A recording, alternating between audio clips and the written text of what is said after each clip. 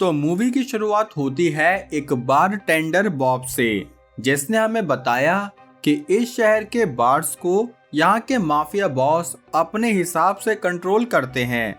असल में माफिया लोग अपना इलीगल पैसा बैंक में तो रख नहीं सकते, इसलिए वो इन बार्स को ही बारी बारी से ड्रॉप बार बनाकर यहाँ अपना पैसा इकट्ठा करते हैं ताकि वो इस पैसे को बाद में ट्रांसपोर्ट कर सके। तभी बॉब कुछ लोगों को ड्रिंक सर्व करने लगा। वैसे सर्व से याद आया कि the explainers cult presenting the drop.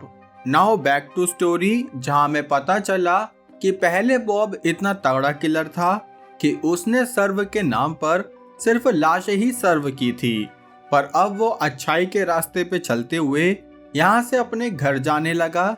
जिस बीच उसे किसी के रोने की आवाज आई। तभी उसने देखा कि पास ही के डस्टबिन में एक पिटबुल पड़ा हुआ है। जो देखकर उसने हेल्प के लिए आवाज लगाई तो सामने वाले घर से ये मोहतरमा नादिया बाहर आई।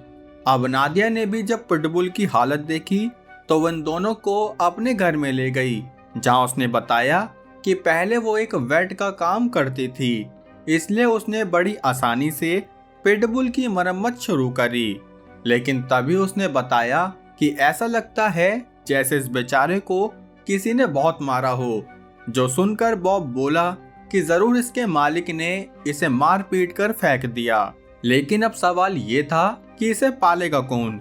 जिस पर नादिया बोली कि मैं तो दिन भर बिजी रहती हूँ, इसलिए तुम्हें ही इसे संभालना होगा।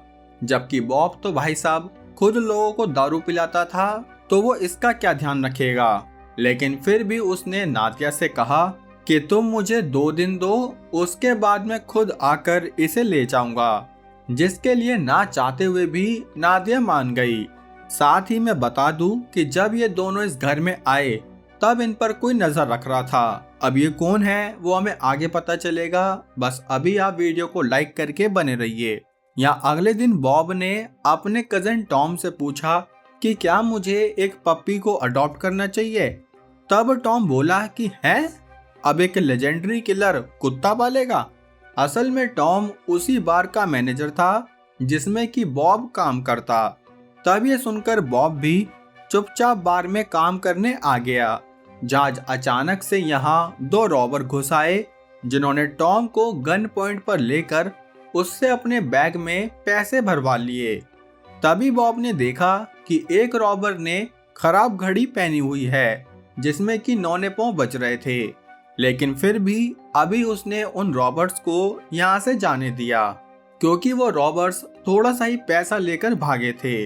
लेकिन उन्होंने सिर्फ पैसे नहीं लूटे, बल्कि वो तो इनके वेटर को भी प्रसाद दे गए, जिसकी वजह से ये केस एम्बुलेंस के साथ साथ पुलिस तक भी पहुंच गया। बाकी हाँ, इस चोरी के पीछे की मिस्ट्री हमें आगे पता चलेगी। यहाँ बॉब ने पुलिस को बता दिया कि उनमें से एक रॉबर ने खराब घड़ी पहनी हुई थी, जिसके बाद वो यहाँ से चर्च में पहुंचा, जहाँ इस रोको नाम की मूर्ति को देखकर उसे पिटबुल की याद आने लगी। इसलिए वो यहाँ से निकलकर सीधे नादिया के पास पहुंचा, जहाँ से उसने वो पिटबुल, जिसका नाम अब से रोको है, उसको उठा लिया। लेकिन उसे डॉग्स को रखना बिल्कुल नहीं आता था, इसलिए उसने नादिया से थोड़ी हेल्प मांगी। तब वो उसे एक स्टोर में ले गई, जहाँ से इन्होंने डॉग्स के बर्तन, बेल्ट ये सब ले लिए। जिसके बाद बॉब ने नादिया को उसके घर पर भी ड्रॉप कर दिया, जहाँ में पता चला कि अभी भी एक आदमी इन दोनों पर नजर रख रहा है।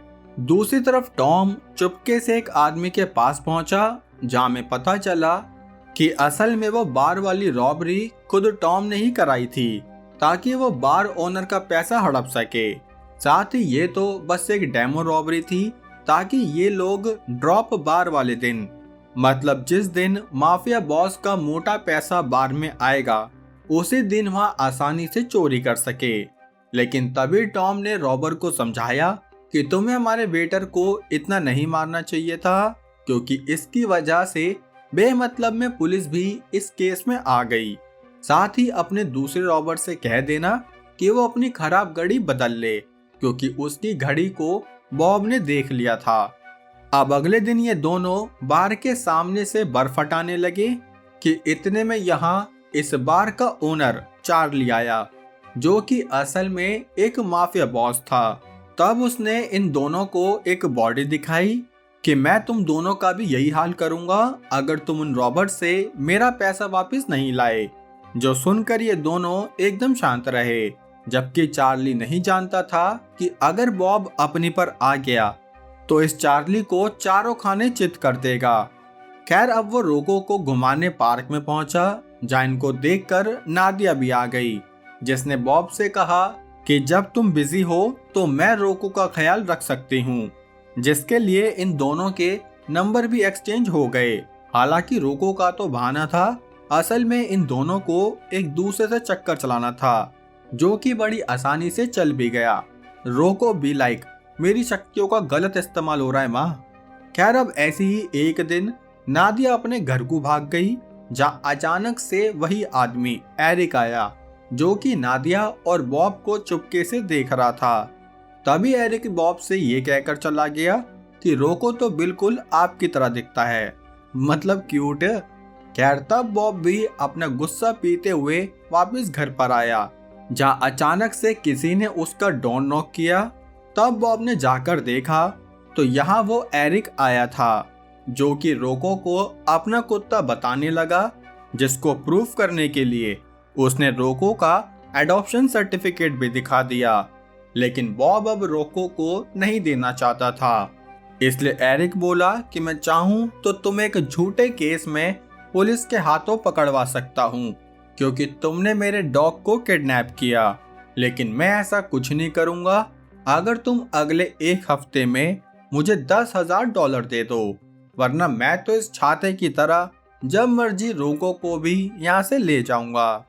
तब बॉब उसके बारे में इतना ना सोचकर टॉम के साथ साफ सफाई करने पहुंचा, जहाँ इन्हें काली पन्नी में काफी पैसे और एक कटा हुआ हाथ दिखा, जिस पर वही खराब घड़ी बंधी हुई थी।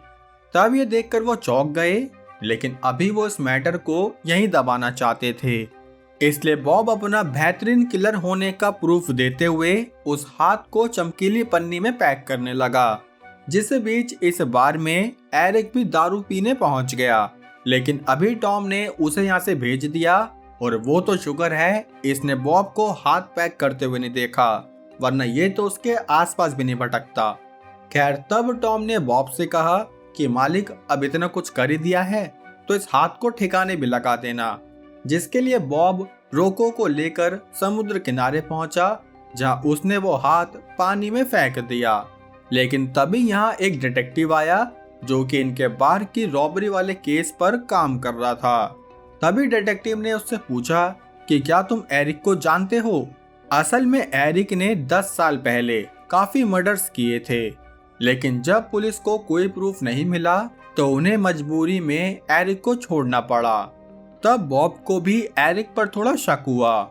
यहाँ टॉम अपने दूसरे रॉबर से मिलने पहुंचा, जो कि उस बार वाली चोरी में शामिल था। तब उसने रॉबर को इनकी दूसरी चोरी के बारे में बताया, लेकिन रॉबर ने मना कर दिया कि नहीं, वैसे ही मेरा एक दोस्त मारा गया, अब मैं नहीं मरना चाहता। जो सुनकर टॉम ने रॉबर को गाड़ी से उतारकर उस पर ही गाड़ी चढ़ा दी, क्योंकि अब रॉबर को टॉम की ड्रॉप बार वाले दिन की चोरी के बारे में पता चल गया, इसलिए वो उसे मार के दूसरी गाड़ी लेकर भाग निकला। यहाँ अगले दिन बॉब फिर से नादिया को डॉगी रोको देने पहुंचा, जहाँ उसने उसे बताया भी कि कुछ दिन पहले एक एरिक नाम का बंदा रोको को अपना कुत्ता बता रहा था। तब एरिक का नाम सुनते ही नादिया के नौने पांव बच गए, जिसके बारे में बॉब ने उससे पूछा भी कि क्या हुआ, एरिक का नाम सुनकर ऐसे चौंक क्यों गई। लेकिन नादिया उसे बिना कुछ बताए ही यहाँ से चली गई।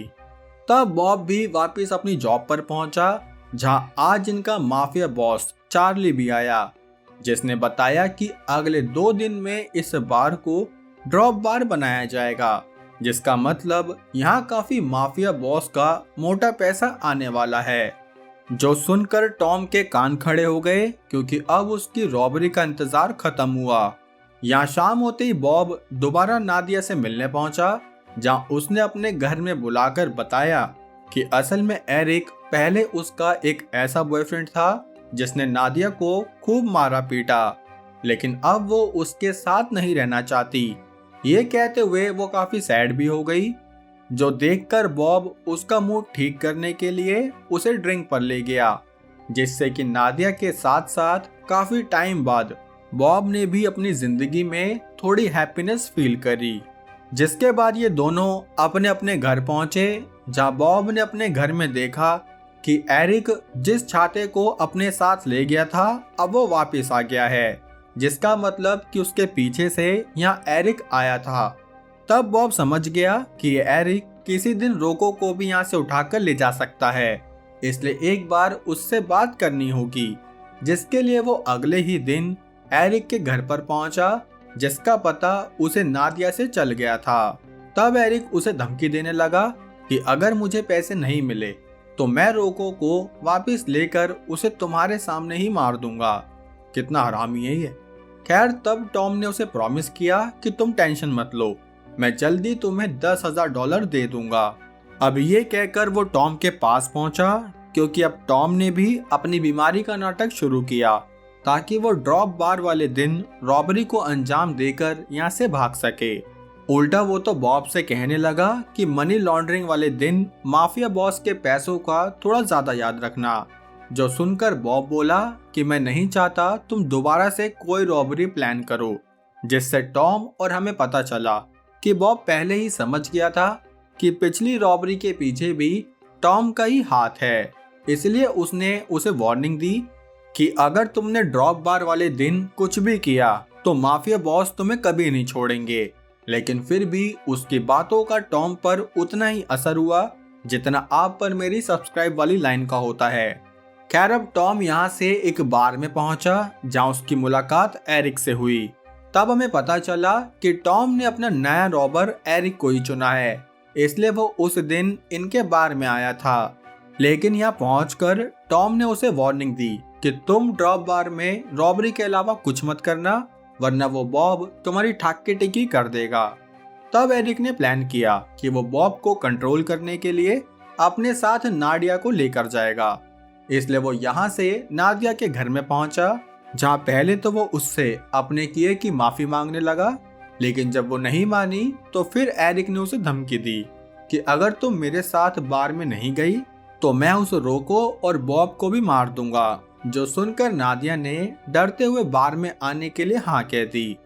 अब शाम होते ही वो दोनों यहाँ बार में पहुंचे, जिन्हें देखकर बॉब की जलने लगी, क्योंकि पहले तो एरिक रोको को लेना चाहता था, लेकिन अब वो नादिया को भी लेना चाहता है। पर फिर भी बॉब अपने काम पर फोकस करते हुए एरिक और नादिया को इग्नोर करने लगा। हालांकि गुस्सा तो उसे इतना रहा था कि अभी इस एरिक का टैटू दबा दूं, लेकिन फिर भी उसने अपने साइलेंट बीस्ट को कंट्रोल में रखा। तभी धीरे धीरे सारे कस्टमर यहाँ से जाने लगे, जिसके बाद यहाँ सिर्फ बॉब, नादिया और एरिक बचे, जिसमें कि एरिक ने उससे पैसे मांगे तो बॉब ने उसे $10,000 दे दिए। लेकिन फिर एरिक बोला कि जब तुम एक कुत्ते के लिए मुझे इतने पैसे दे सकते हो तो इस नादिया के लिए कितना दोगे, जो कहकर उसने लॉकर खोलने की धमकी दी।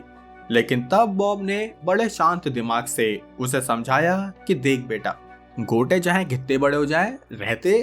खैर, तब उसने एक दो और तगड़े डायलॉग मार के एरिक का खेल यहीं खत्म किया, जो देखकर नादिया की लुप लुप हो गई कि जिस आदमी को मैंने गंगाधर समझा असल में वही शक्तिमान निकला। तब बॉब उसे अपनी सिचुएशन समझाने लगा, लेकिन वो तो डरते हुए ऐसे चली गई कि कहीं बॉब अपनी बंदूक भी उस पर ना चला दे। दूसरी तरफ टॉम, जो कि एरिक का इंतजार कर ही रहा था, कि तभी यहाँ चार्ली के एक किलर ने आकर टॉम का कांड कर दिया, क्योंकि चार्ली को पता चल गया कि उसके बार में सारी रॉबरी टॉम ने ही प्लान की थी। इसलिए अब उसने बॉब को इस बार का मैनेजर बनाया। लेकिन बॉब इस जॉब से बिल्कुल खुश नहीं था, क्योंकि उसे तो नादिया का साथ चाहिए था। इसलिए वो एक दिन रोको को लेकर उसके घर के बाहर पहुंचा, जहां वो बोला कि मैं उस दिन के लिए सॉरी हूँ नादिया, प्लीज क्या हम दोबारा साथ रह सकते हैं। जो सुनकर नादिया अंदर जाने लगी, लेकिन क्यों?